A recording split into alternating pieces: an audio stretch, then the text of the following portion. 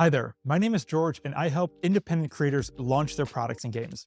On this podcast, those creators share their journey from an idea to an actual product and everything in between.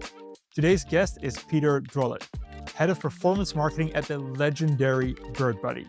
They raised over $11 million on their two crowdfunding campaigns on Kickstarter and subsequently on Indiegogo in demand. And that makes it one of the most funded projects in crowdfunding history. Welcome, Peter. Hi, George. Thank you for inviting me. It's a pleasure to be here. Absolutely. Thank you so much for coming on the show. A lot of people who are into crowdfunding know about BirdBuddy, but for those who might be unfamiliar, can you give a quick introduction of what this product is? Yeah, basically, BirdBuddy is a company that produces smart bird feeders. And they look quite like normal bird feeders, but inside there's a camera which activates when a bird lands on the bird feeder. And then it can take really awesome photos and video of birds picking the seeds and feeding themselves. And this is the hardware part of the product. And then the software part is a really cool app. And inside it, it's AI powered actually. So basically, it can recognize different bird species that land on the bird feeder. And I think the hardware is obviously well known because that's the first thing that people see, but the app has also gotten a ton of praise because of not just the AI recognizing birds, but also the user interface, the UI, how you get these little presents popping up when a new bird has been spotted and you can swipe left and right to save your photos. It's an absolutely beautiful product, I think, both from a hardware and a software perspective.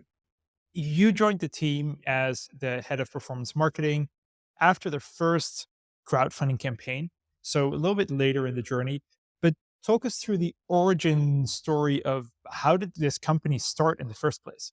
I have to correct you. So I joined as just a performance marketing specialist, and later on I got promoted. But yeah, basically, I think this story started when two of our founders got together, and they are very entrepreneurial. So they always have a lot of new ideas. And I think one of our founders, Giga, who is also responsible for the nice app that you're talking about. I think he saw the viral video where a seagull stole the GoPro camera. And so it had this amazing video on it, like face to face with a seagull. And I think it snowballed from there. He was really inspired. He said, "Oh, you can never see the nature this close in everyday life. Wouldn't it be awesome to to have a product that can enable you to do this?" They are very data driven. So of course they did a lot of testing and they saw, okay, this idea resonates with people. It might be worthwhile to work on it. So they went to work, and then two years later, here we are. It's pretty incredible because this has been one of the biggest crowdfunding campaigns in history. Crowdfunding plus regular sales. How many people in the world own a bird buddy right now? It would be around 150,000, something like that. That is a lot. Those are a lot of bird feeders. When you first joined the team, what surprised you most about the company and how it operates? This was my first time working in a startup, and I didn't know what to expect. But when I came in, it was really cool because we started working in a regular house with two floors.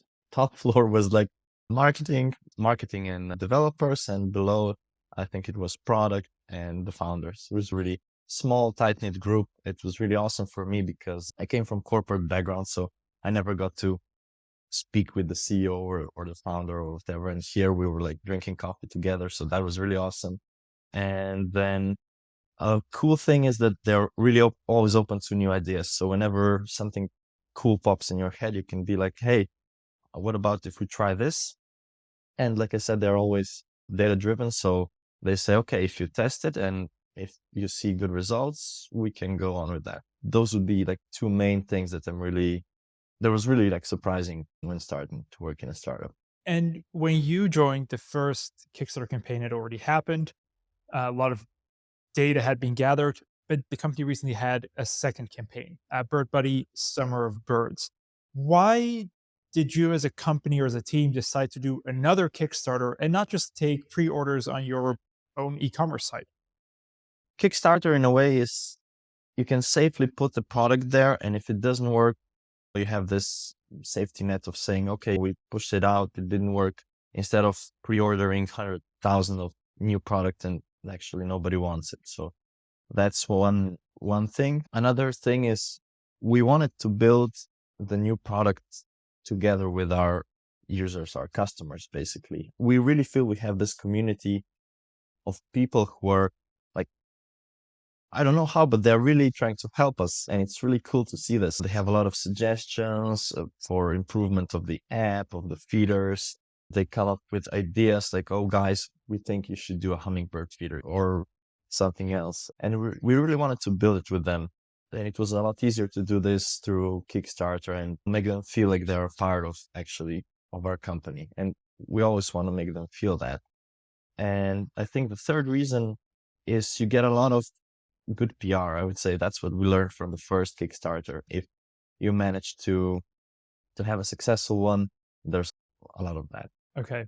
Yeah, that makes a lot of sense. I think it is one of the unique properties, right, of Kickstarter that you can engage the community, people can leave comments. It's a common goal you work towards, which is way more than if you just put a pre-order button on your Exactly. Shopify Yeah. site. Yeah, that makes a ton of sense. Okay, you are Mr. Performance Marketing. I am Mr. Performance Marketing. Let's dive deep into the woods. Talk us through the marketing plan, strategies, execution of this latest campaign. What did you do? All right. First of all, like I said, we wanted to engage our core audience, the people that we already have. We started with talking with them, feeling out what they think would be a good direction to take in terms of product, in terms of features, what could we do, and then looking at our own capabilities of what can we do, and then trying to sync up together and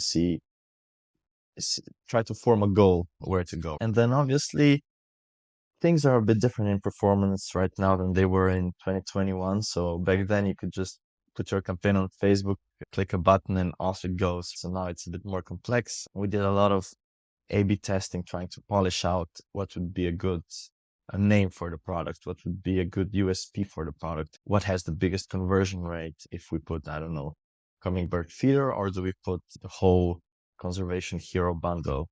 I believe you saw that we offer that as well on Kickstarter.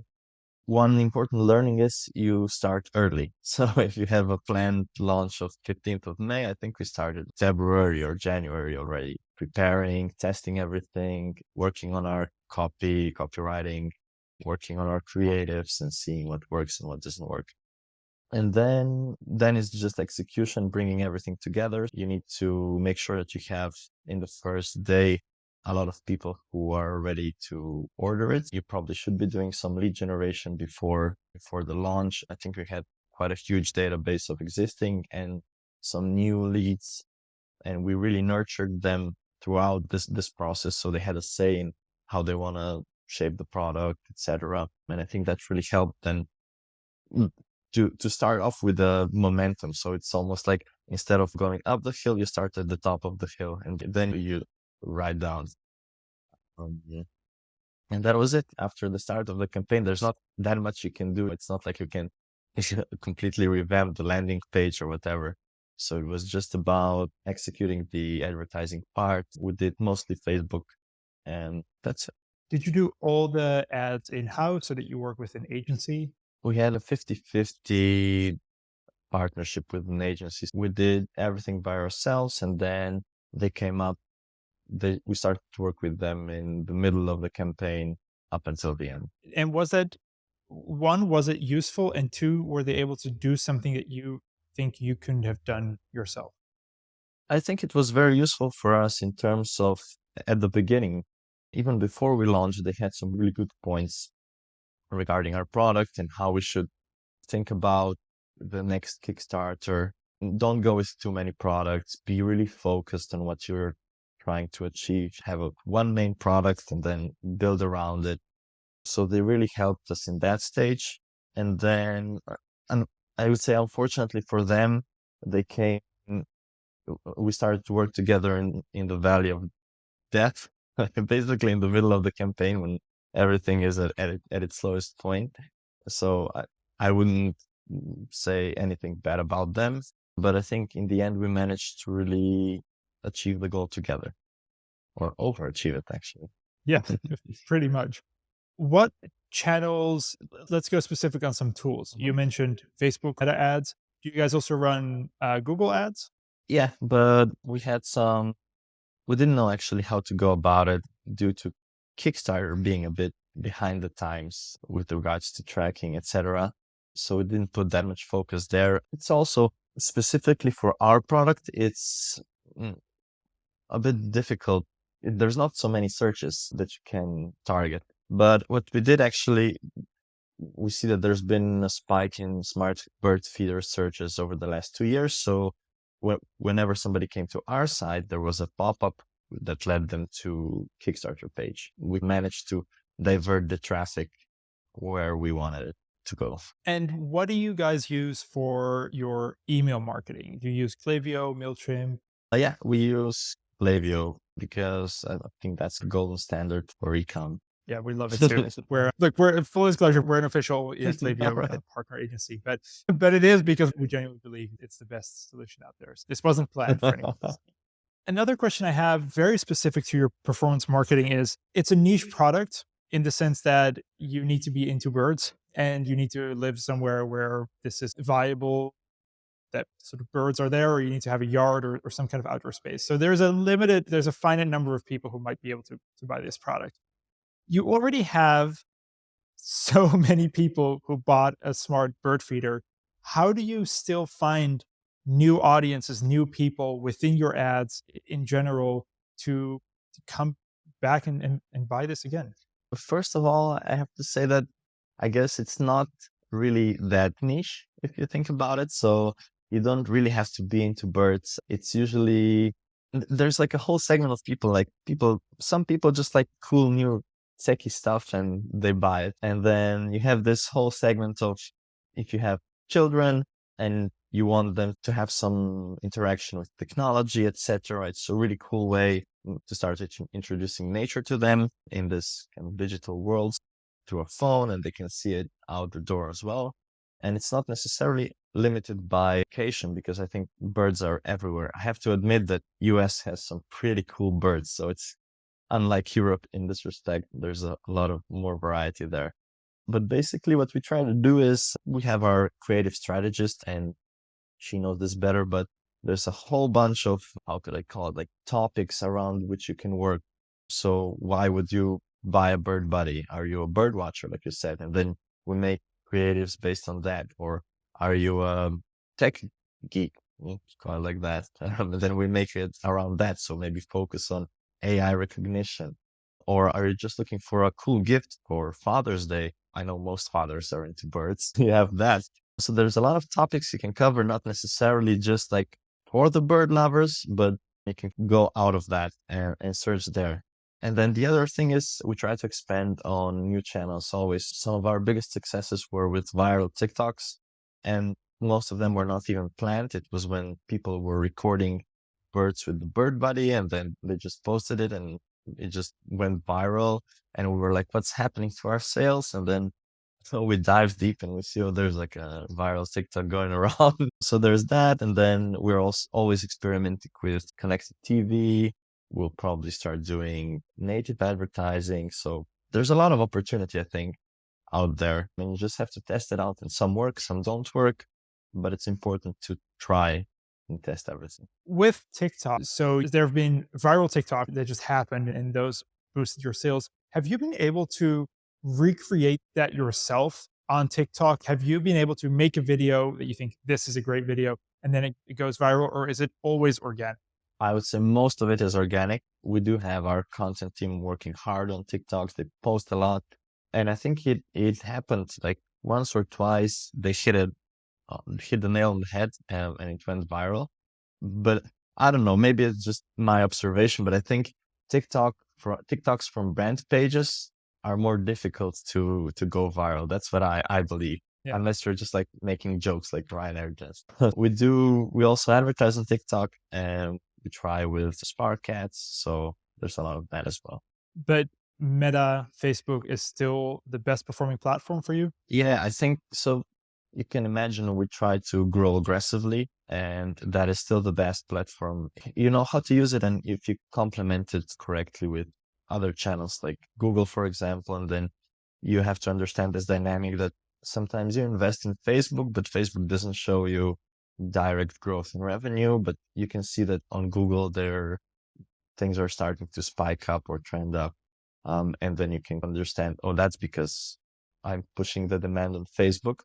People maybe tracking is not okay, or people don't want to buy, but they remember it next time. Yeah. Does performance marketing in any way influence product? I would say not, because one of our founder is a chief product officer, and I would say I hope I don't get ridiculed about this, but he's not so much of a performance marketing guy. So I think with our company, it's always product first. Like you mentioned, it's really everything is really into detail and everything is thought out, thought through.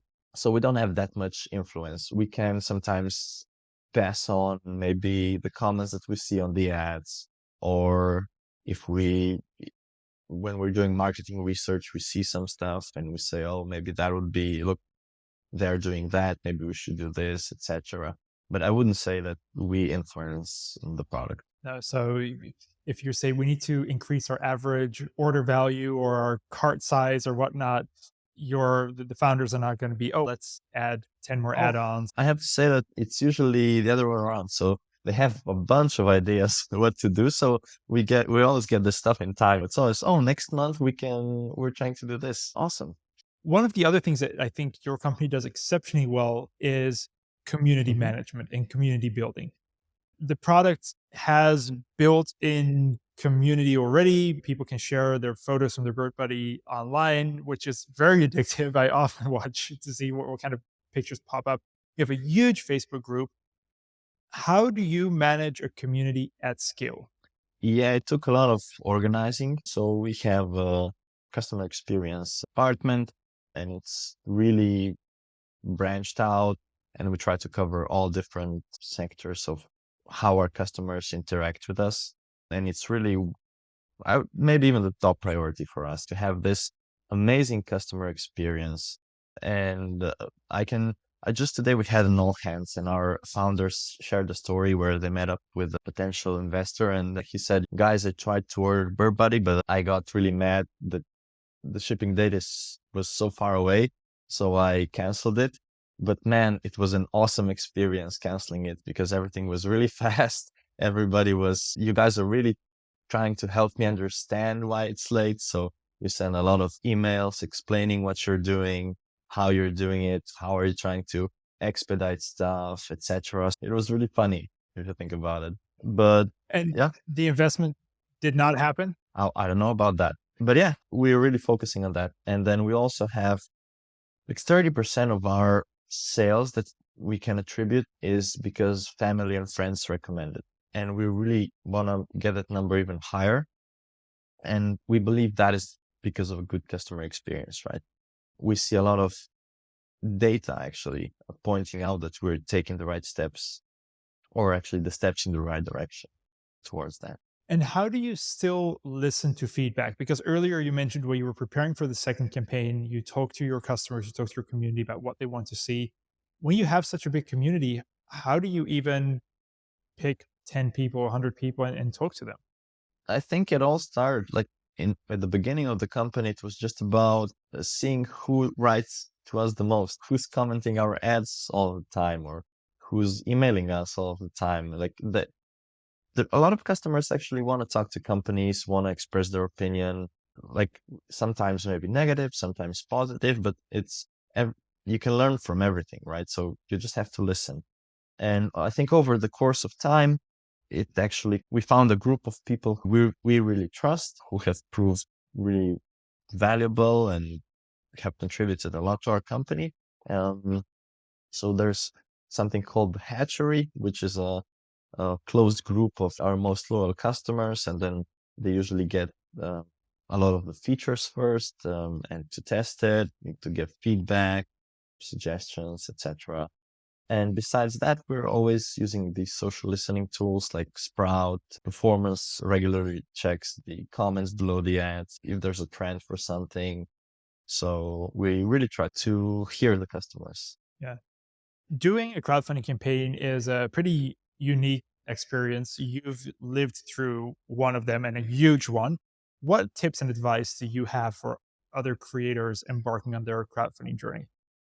I would say first, do a lot of testing. So even if it's just with lead generation campaign, try to first get a feel if it's a good product. So first you want to test the product and then benchmark the cost per email with whatever you can find on the internet. And then if that works out, you try to focus on the messaging, and see, just try to do as much testing as you can beforehand, just to be really sure about what you're doing. And then another tip would be, like I said before, start early, start getting those emails, have a huge customer database of people who are there with you, who maybe, I don't know, respond to emails, or you can see that they're opening emails, reading them, whatever.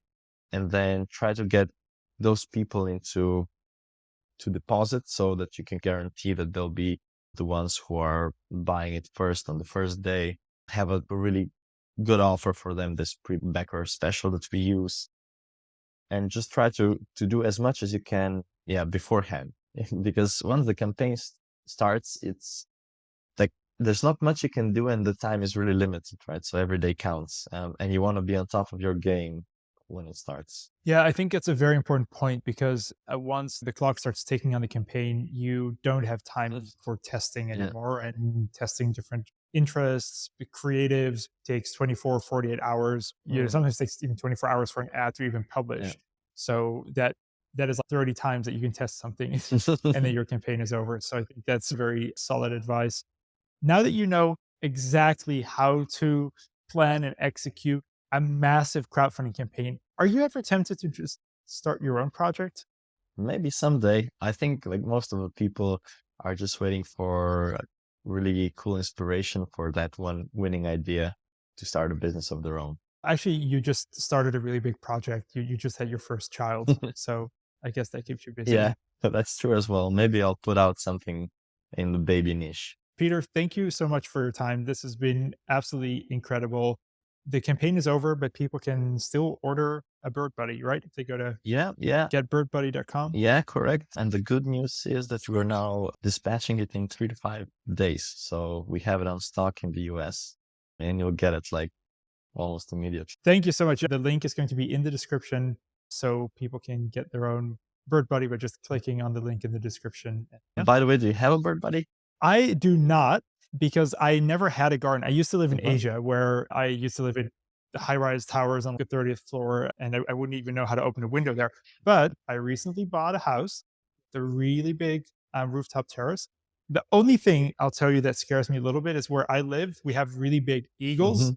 that very frequently pick up a pigeon or any other type of smaller bird. So it might turn into a gore feed. Oh my god. That's my only concern, but I'm gonna try All it. right. I should Yeah. definitely try it. You can write to me Maybe later. this will be one of your viral Yeah. TikToks. Yes. Yeah. Maybe I not, I would trust you to do it but it more could be, good. right? Yeah. Yeah. Yes, absolutely. Peter, thank you so much. I really appreciate your time, and this has been some amazing Thank advice. you for inviting me, George. It was a pleasure talking to you.